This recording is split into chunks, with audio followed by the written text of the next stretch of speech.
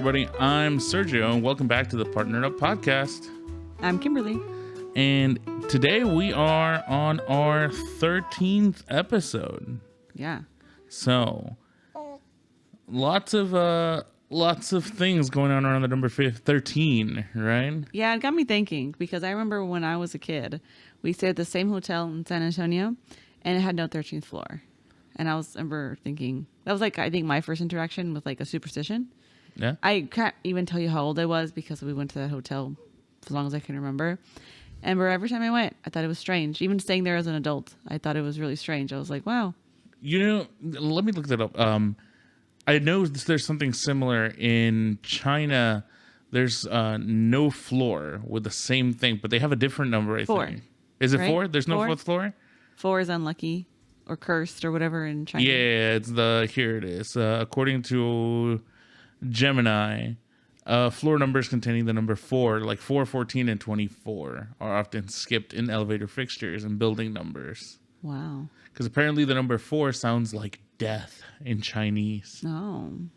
So, yeah. I mean, there's some bad superstitions and some good superstitions. So, for example, I was in a business meeting the other day, and on my way out of the business meeting, I like opened the door. I was like, "Bye, everybody," and the door just like slammed to hit me on my the funny one. And I was always told growing up, I was like, "No, don't rub it. If you don't rub it, you'll make money."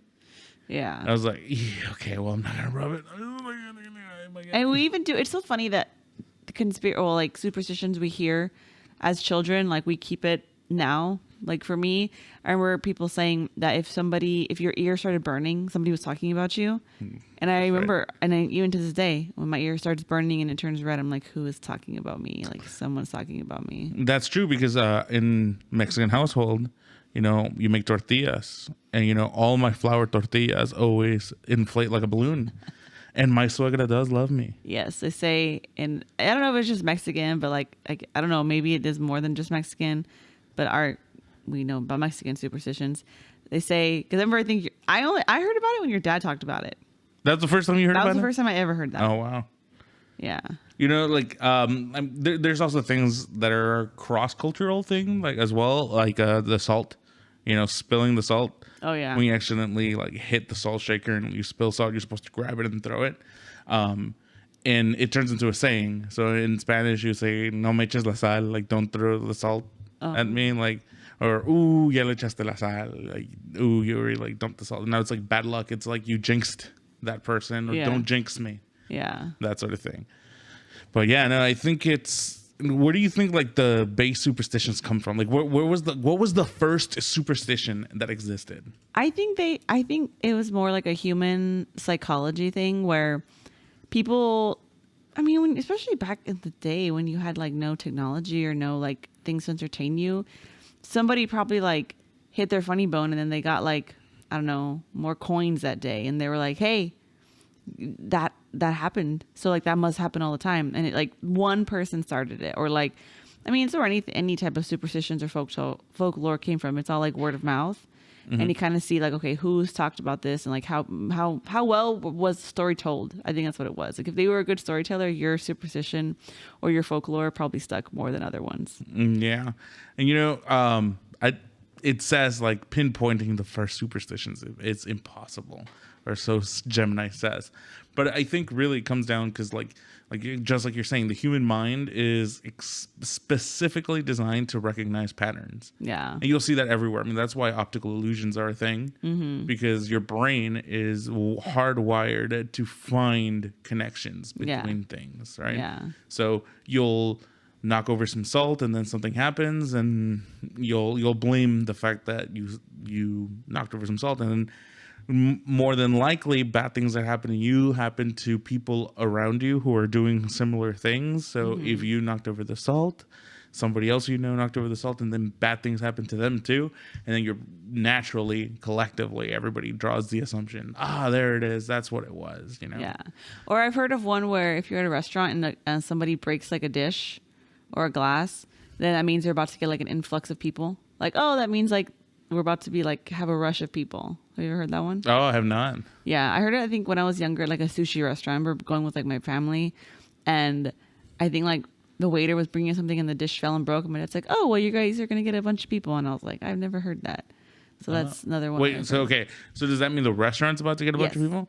So who said it? Was it like your mom or who said the? I think my dad said it. Your dad said waiter. it? Oh, okay. Yeah. That's crazy. No, I never heard that. But I mean, what's like the strangest superstition you've heard? Like out of there, like way out there. The strangest superstition I've heard. I know mine. Hope you don't take it. I mean, I can't think of any, so go ahead. The strangest one and the one that I hate is getting pooped on by a bird is good luck. Oh yeah, because it's happened to me twice in my life. Once when I remember I was in middle school, and I remember very vividly because I had borrowed my dad's like jacket from like high school or something, or one of his jackets, and a bird pooped on it. The one day I took it to school, but apparently it's good luck. It is.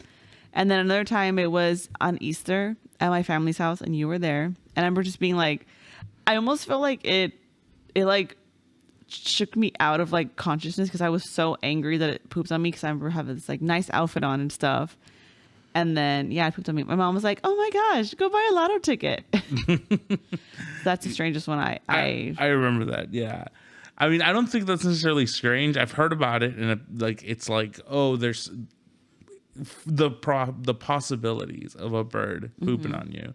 It's so like little. 1 in a million. Yeah. So if it happens to you, it means that you're that 1 in a million. You should go buy a lotto ticket. Yeah. You know? But no, I mean, I've heard everything from like cinnamon at the casino, like before every cinnamon. What is that one? So before you go into the casino, the group grabs like a bottle of powder of cinnamon, and then you rub it on your hands. You didn't do that when we were in Vegas? No, I recently like learned about it. Okay. I saw it on a reel. But I mean, I thought that was strange. I mean, this past year, I mean, the biggest superstitions that we participate in are the New Year superstitions. Of course. Right? So are those cultural? I don't know. I mean, I've heard of, I don't know if it's like Hispanic, Mexican, or if it is like well known. I won't out the family members who did it, but I had some family members who would get under the table when they were single because they wanted to find love next year or something like that. I remember my mom would grab an empty suitcase and like run around the house to travel. The one we always did, and I think you introduced this to. I mean, I'll let you say it. Do you know which one? Was it the cabbage one? That's right. So you put a cabbage in a foil, like real small, folded up, and then you put it in your wallet all year, and that means your wallet is not going to be empty, and that you'll gain more money. Yeah, and if you're like me, and you don't use wallets, I mean, I have my phone, right, and I haven't used a wallet since I was in high school. So for me, I got this phone case because this thing I always have on. Cash. That's right, and I don't carry cash. Who carries cash? Don't show your cards or anything. Okay? No. It opens, and inside here at the very bottom is where I keep mine. Now I have a wallet, so I keep mine in my like little coin area because it has like a zipper. Yeah. So I always keep my little foil in there. And like people always tell me, "Isn't that gross?" I'm like, it doesn't get gross. I want to say, I mean, I never opened it back up when I switch it out every New Year's. I think the cabbage like disintegrates, honestly. I mean, I think I opened it once. It just was brown. Like it's like a dry leaf. Yeah. You know? That one. And then, I mean, the 12 grapes, I don't know if that's superstition. I mean, anything with like dealing with luck, because it's supposed to be like a luck, because you eat 12 grapes at midnight and you eat the green ones for money and you eat for 12 months of the year. So you do that. Oh, okay. And then the one that you did this year, remember? Yeah, that was new to me too. I think, who was it? My mom? I don't know who. You get $1 and you put it on the sole of your shoe when the clock starts 12. You just like have to have $1 in your shoe, and that's to bring in money or something. And then, okay, and then you did the one with the house. The house. The key. It was the key. It was the key. It wasn't the dollar. Yeah. Okay, so I grabbed a house key and put it under my shoe, and then there was also something with $1. I thought you wrapped the key in $1. And then that meant like the house, like you can get like a new house or something. That tracks. I remember putting $1 and a key in my shoe. It was very uncomfortable. Yeah. But yeah. I don't know. There's a lot of crazy conspiracy. I can't think of any of the other ones we did at New Year's because New Year's is probably the one we do the most like superstitious stuff. Sorry, superstitions. I can't think of other ones that we do in New Year's. Let's see. We got I mean, have you heard of any other things? Any other ones? I don't think shooting a gun in the air, counts as a superstition. Not at midnight, but like besides the New Year's ones, like other superstitions is like you don't put your purse on the floor because that means you lose money. A lot of these are about money. Yeah. You think it was just that somebody did these things a couple times and they put their purse on the floor and like they lost money and they were like, well, that must be it. And then they passed it along and they were a good storyteller. And then that's how it started. There's an ongoing like fight that we have in this house, and it was about the toilet lid. Oh my gosh. All right. I'd be like, I just go in there, I do my business and then leave. Like nobody else uses that bathroom. This should not be a problem. And then my mom came in and was like, no, you keep that toilet lid closed. And I'm like, but like, it doesn't like matter because I'm the one who's going to use it. It's like, no, if you don't close that lid, that's where the money goes down the toilet. And I'm like, what? So I stopped doing it. I started lowering the lid, and then I got hired at my current job. So wow, you do it most of the time. I'll say I do find it up sometimes, not all the time, not as much as I used to. No, I'll if I catch myself, I'll lower. That's good. I'm gonna put a reminder on all the bathrooms. Please close the lid. I don't like or lose your job. Or lose your job. A vague threat. Lose money. But yeah, no, absolutely. I absolutely think that all these superstitions just come from like us seeing a data point, seeing another data point, and then wanting to connect the two. Yeah. Which leads to an interesting phenomena in our society, which a lot of us indulge in. I think social media has just like fueled it even like more. Everything else, yeah. And that is conspiracy theories. Yeah, I would say superstitions are like the original conspiracy theories, and conspiracy theories are like a hardcore version of that. All right. Oh man. And I mean, I have seen a few, and I mean, there's I think everybody can think of at least one conspiracy theory that they like go full on in. I don't know if they like believe it or they just like the idea. Put on your tinfoil hats, folks. We're getting into the conspiracy theory. Here we go. All right, Kimberly. Okay, wait. First, I want to say that we're not crazy. We do this for fun. Okay, like we're not like actually. What is it? Conspiracy theories. Giving a platform does not equal agreement. Yeah. Or something like that, right? Just because we're talking about this does not mean we believe in them. Yes. Some of them we might, though. However, some of them, yeah, we might, but to avoid judgment, we will keep it to ourselves. I like yours because I didn't believe in yours when we first started. When you first told me about it, I remember being like, nah, you're wrong. And then you showed me some evidence. Well, okay, you showed me something. I don't want to say facts. You showed me some. So it was a mockumentary. Yes. Right? You showed me some like data points, I guess I can say. Yes. You showed me something that somebody had done research on, made a mockumentary. After watching that, I was like, this is dumb. I don't want to watch this. And then I got into it. Yeah. And we watched the whole thing, and it was like 2 hours long. Yes. And this conspiracy theory is that Paul McCartney of the Beatles died in 1966? Yes. Of a car accident and was replaced with a double. Now, that seems far-fetched at face value. You think that man is crazy, lock him up in a suit. Mm-hmm. And I thought you were crazy, too. When you first told me, I'm like, no, this is not true. No, but... And then I was converted. You start looking at, like, everything that they present on this theory, and you find out that like even 20, 30 years ago, like they blew the whistle on this, and a bunch of other people came out and were like noticing all these trends. So it's not something that just resurfaced. Like, well, it is something that resurfaced, but it's been there all along. Yeah. And there's like clues in the album art from the Beatles. There's there's some of their songs too. Some of the songs played backwards. They have all sorts of things that are super convincing. I think the one that's like really strange is that the fact that they actually held a look-alike contest to see who looks the most like Paul McCartney. But apparently that's a thing. That is a thing. I remember the Timothy Chalamet one they did. They did one in New York that got shut down because they didn't have the right permits. Is that the one? But then Timothy Chalamet also showed up to it. He didn't even look like he didn't win. He didn't? No, he didn't look like himself. Somebody else looked more like him than he did. Really? But like it was kind of a joke, yeah. Well, but yeah. But the Paul McCartney thing, Where was the documentary? On Prime, right? I believe I saw it on Prime recently. I had to find it on the internet when I first saw it in high school. I recommend, if it's again, like, this is just for fun, these conspiracy theories, I recommend a watch because I thought it was entertaining. Like, it had me hooked. I wasn't on my phone or anything that whole time. Like, I remember sitting there and like actually watching it. That was when my mom was here, because I don't know if it was during Christmas or right when I was postpartum, when I just had her. My mom was here with us. Mm-hmm.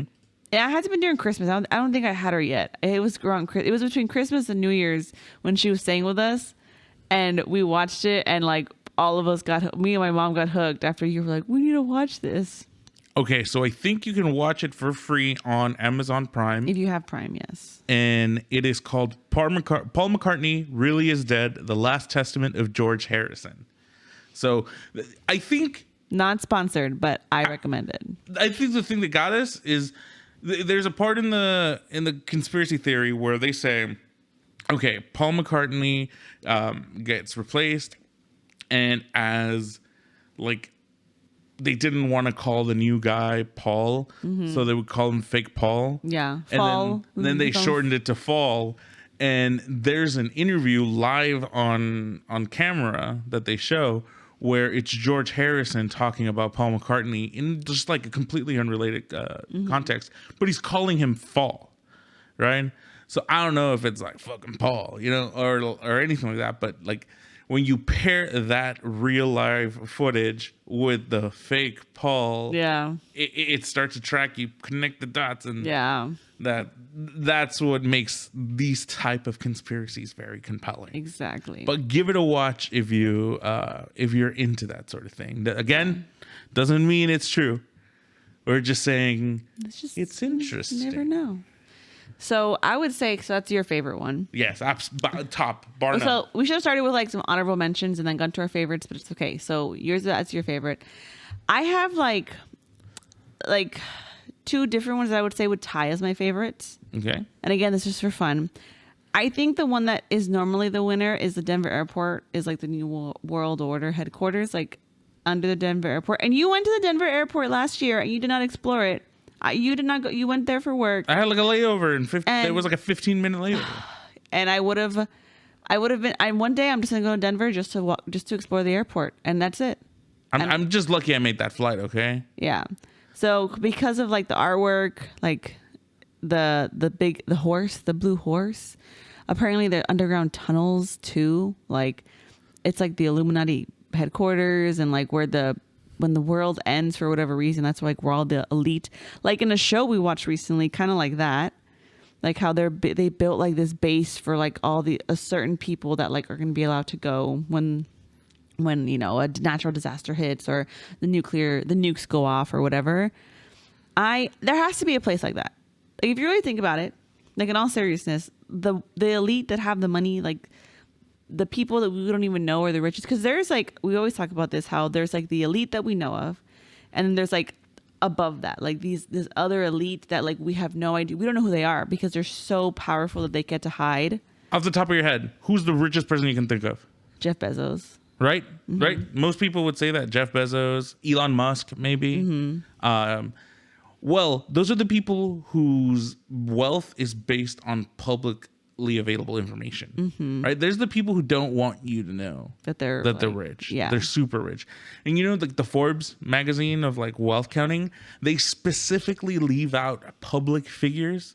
So people like the Putin, like they have massive wealth that is not counted. Yeah. So there are people that are even richer than Elon Musk and Jeff Bezos. Yeah. That they don't want you to know. And that's who I think like started this. And like I honestly think Denver Airport's a cover up, and there is a place somewhere, maybe even in that area, that is like that. Because there has to be. Like, you think of people who have the ultra wealthy who in the show we watched, Paradise on Hulu. Check it out. It's really good. They have. I promise we're not sponsored. We're not sponsored, but like hit us up if you want to do that. We'll talk about your stuff all day long. I think that I mean, I don't even want to say I know, but like I'm pretty sure there is something like that. When you have that much wealth and are that powerful, like you get to afford to like build your own society for when something happens to the world. So that's I would say my favorite one. And then my second one that's kind of ties the Mandela effect. Oh, the Mandela effect. So this is interesting to me because, like, should we first say what the Mandela effect is? Yes. Okay. Berensteins. Am I saying this right? That's not the Mandela. Okay. Yes, it is. The Mandela effect. That is one of the thing. examples. Yes. Yes. I was giving an example. I'm sorry. The Mandela effect is named after. I don't want to mess up his name, so let me Google it up. And yes, there is a child asleep here because #parent life. So it was Nelson. It was named after Nelson Mandela, who was incarcerated, right? And then after he was incarcerated, he was elected president, I think, of South Africa. Yes. But collectively, there was a phenomenon that occurred that half of the population heard or believed that he died in prison. And then all of a sudden he came out, won the election for president. And people were like, what do you mean he's elected president? I thought he died in prison. Right? So new things are coming out, like the Fruit of the Loom the underwear. Logo The had logo. like the cornucopia. And it doesn't. Or Sex and the City or Sex in the City, like the difference. And people have like found like DVD covers of like, I think it's Sex and the City currently, and they thought it was Sex in the City. So here's what I think. I think a lot of these Mandela effects is the fact that there are batches of things that get printed. And there are errors in this batching, right? An error to add a cornucopia?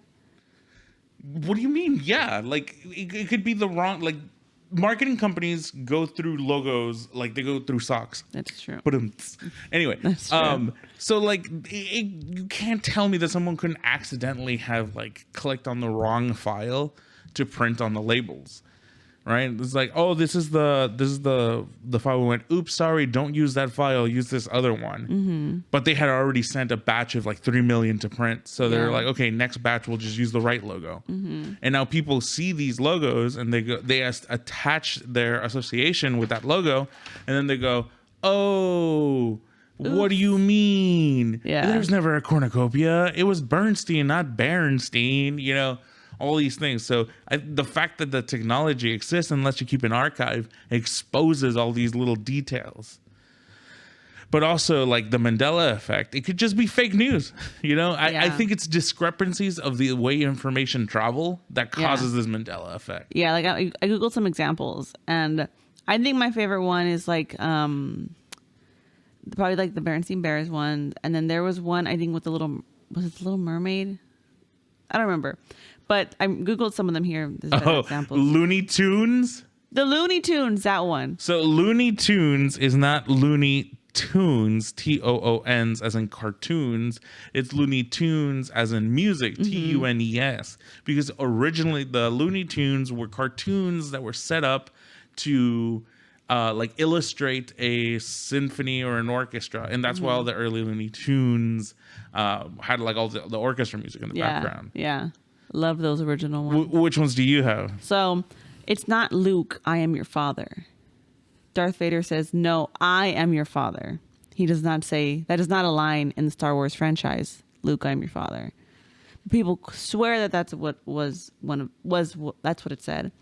And the Fruit of the Loom logo is one of them. The Monopoly Man does not have a monocle, even though people remember him having a monocle. The monocle was the peanut guy. Yes. The Berenstain Bears. Jif versus Jiffy, the peanut butter brand.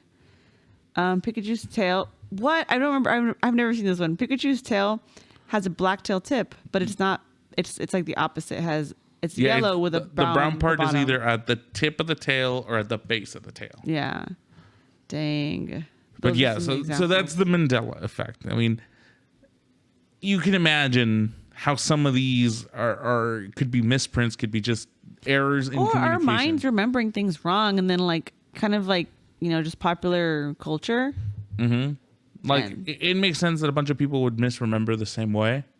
Mm-hmm. You know, that's why eyewitness testimony is not reliable testimony to convict.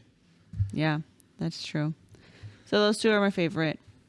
What about some like, okay, asked about crazy superstitions like out there. What about crazy conspiracies that like you are like those people who believe that are crazy? What would you say? And like, no shame. We listen and we don't judge, but like we're kind of judging.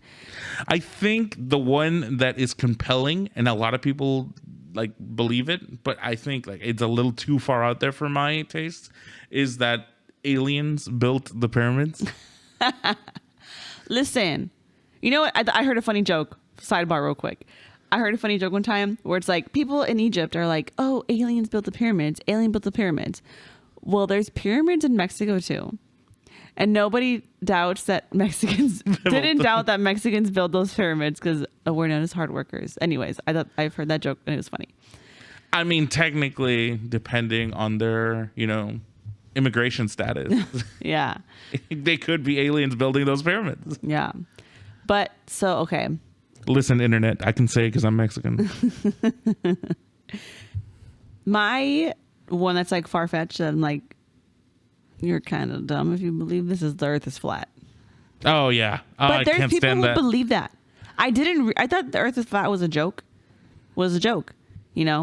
I was like, oh, like that's just a ha kind of thing, like whatever. But then there's some people out there like, no, they really believe it. And like maybe our comments are going to be like swarmed people who are like coming at us now because We're going to get canceled by the flat earthers. Yeah. Listen, all I'm saying is y'all disproved yourselves in that one Netflix documentary. Yeah. And like people have been to space. And that's another one. I am an engineer. All of my knowledge revolves around these laws of physics that depend on the earth being round. And unless like, and like I'll give them the benefit of the doubt, right? Like someone can, just because someone tells you that something is true and it all like just happens to work out doesn't make it true, right? You should question. Yeah. But I definitely. mean, there are satellites, there's math that backs up everything we do. All the fact that, don't get me started on the moon, you can shoot a laser into the moon, get it back. So there's calculations that you can do. And that wouldn't be there if we wouldn't have had the people who landed on the moon to set the laser reflectors up there. But people even don't believe that. Like that's a whole nother conspiracy theory upon itself. Although that one I will give more value to. Okay. Yeah. So that the moon landing being faked, right, does not mean that we didn't go to the moon, right? Like I think there's a spectrum to that theory, right? There's we didn't get to the moon at all.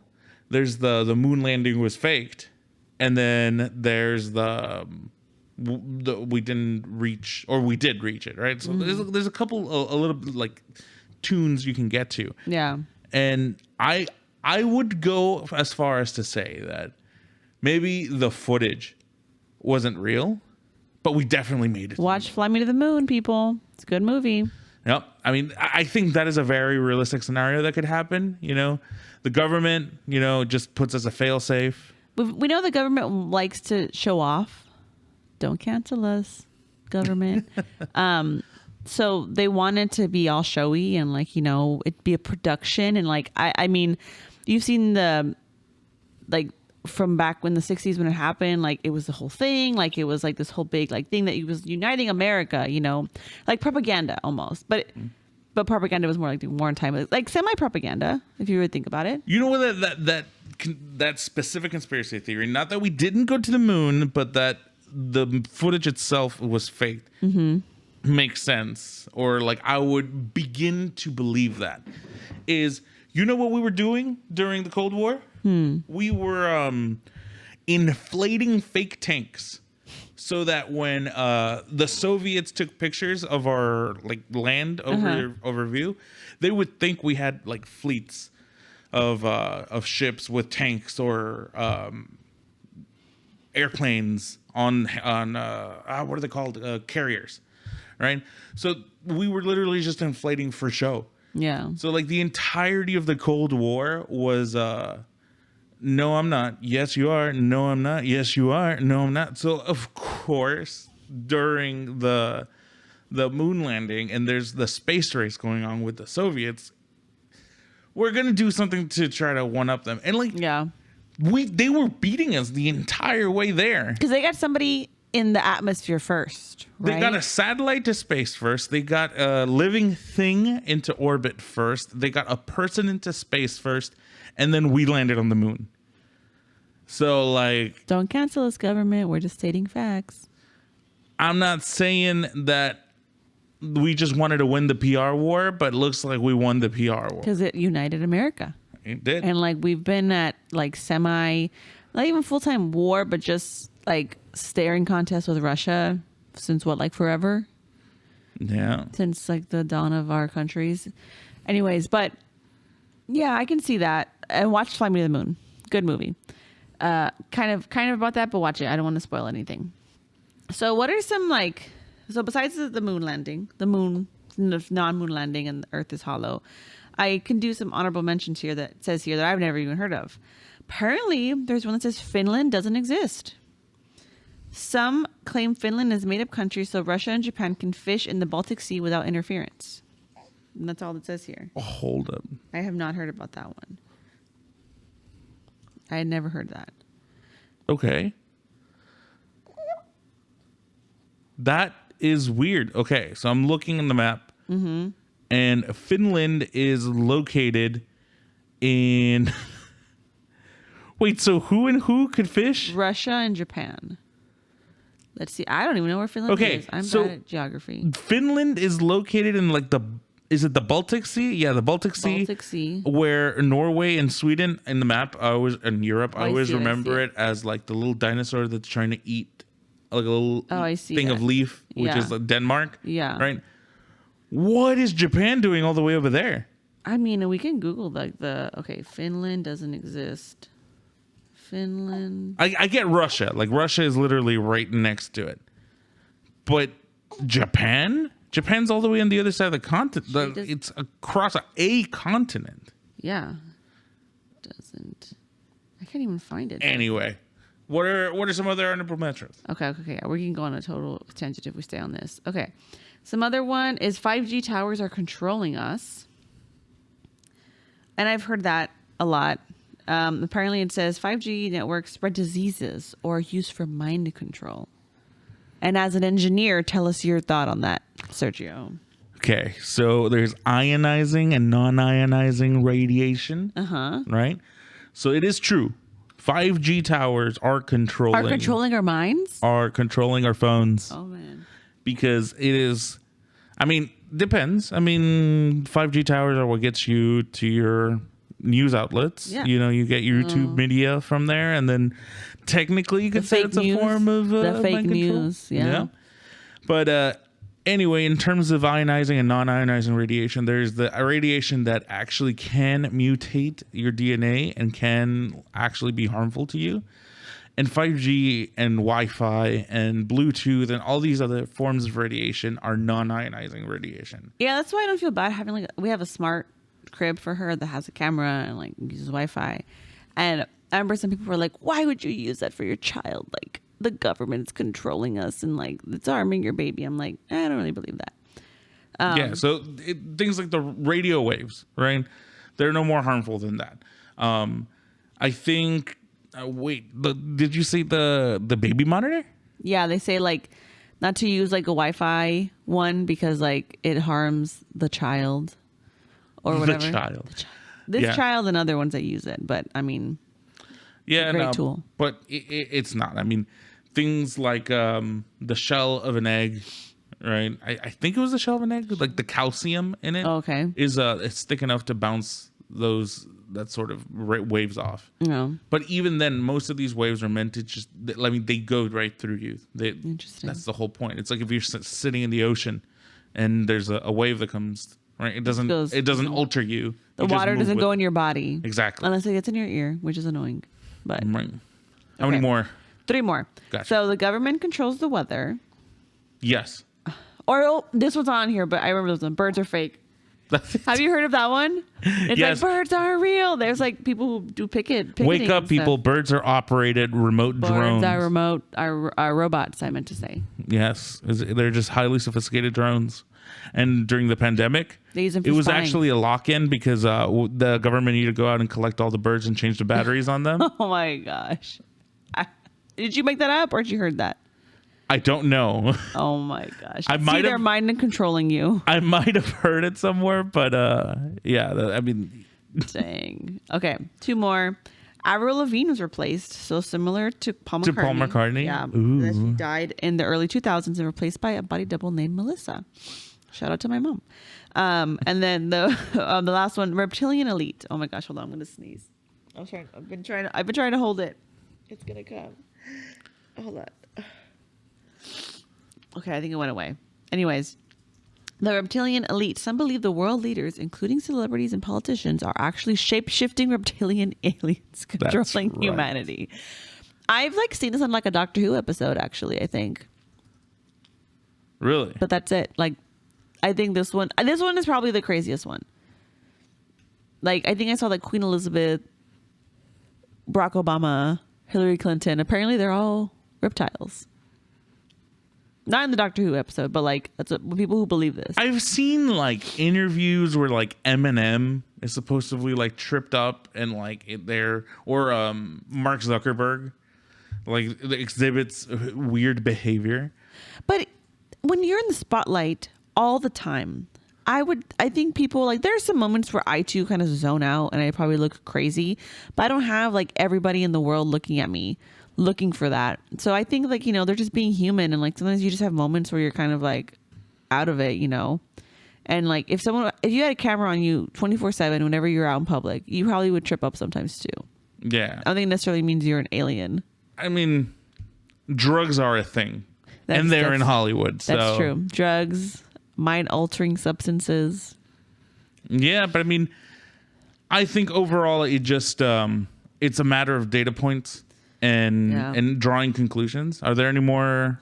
That was it. But I think people use it as, what did you say earlier? Escapism. Yeah. It's just, and for me, yes, I kind of believe in the New World Order one, Mandela effect.